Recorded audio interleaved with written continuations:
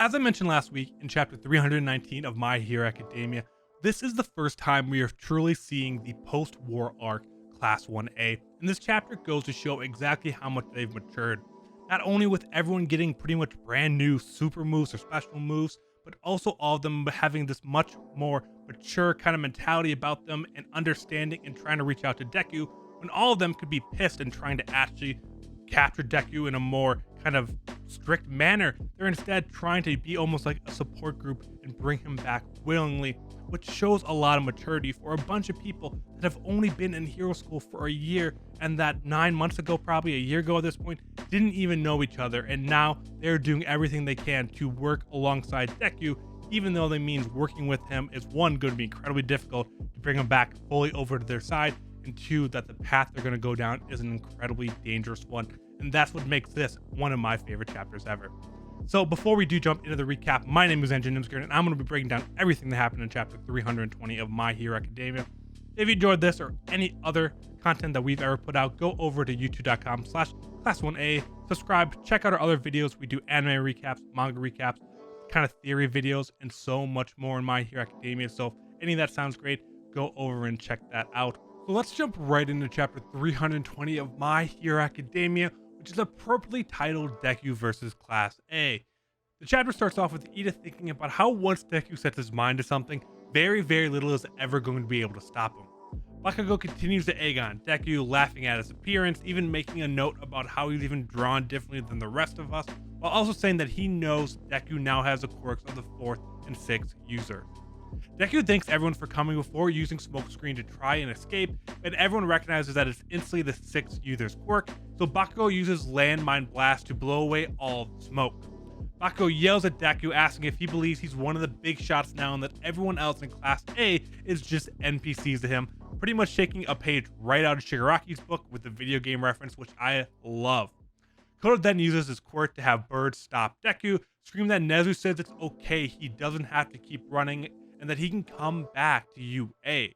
Deku uses Black Whip to try to free himself from all the birds, when Sero then uses tape to grab hold of him and slow Deku back down.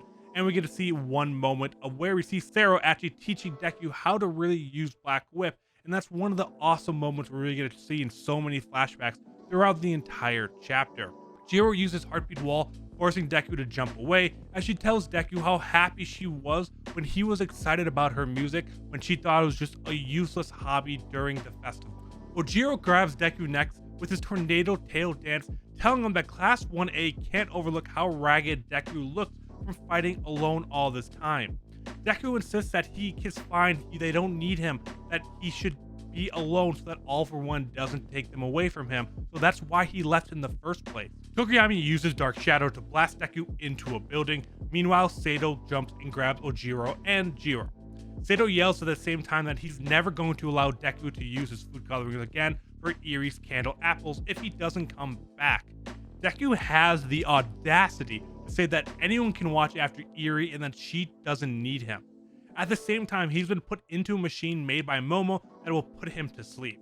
As soon as Deku realizes this, he breaks free, yelling that everyone has to stop wasting their time on him and just to leave him alone. Kaminari grabs hold of him, saying, "I don't think we're going to do that," saying that even though Deku and Kaminari don't very much have anything in common, that he still considers Deku a close friend.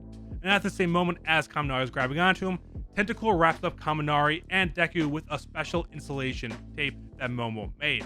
Tokuyami then comes in and entombs the two of them together using Ragnarok Room, saying that he got the idea to use Dark Shadow in more of a defensive way based on some of the conversations that he had with Deku. And then Kaminari begins blasting his electricity within this room, trying to pretty much take out Deku. But even so, Deku is able to break out and blast over an All Might statue. Deku knows that they are truly just worried about him because Danger Sense didn't alert him even once during the entire fight.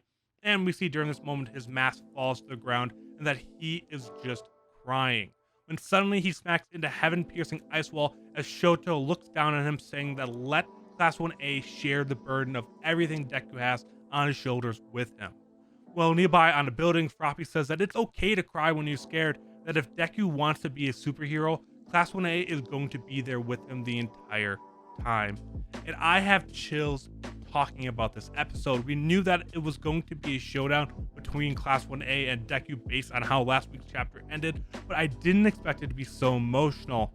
I thought it to be almost more tense, kind of them being a little aggravated with Deku of him not understanding, but instead it was pretty much just a support group, just all yelling at Deku that he's okay, that he's not alone, that he can come back. And it doesn't seem to be getting through yet, but I think we're almost at the breaking point.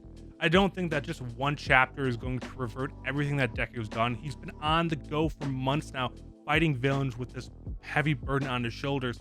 So his classmates to be coming up and doing a 5-minute battle with him isn't instantly going to break him out of that shadow, but I still think we're getting closer. We still have a couple members from Class 1A to really come and talk with them. I mean, Kirishima hasn't shown up.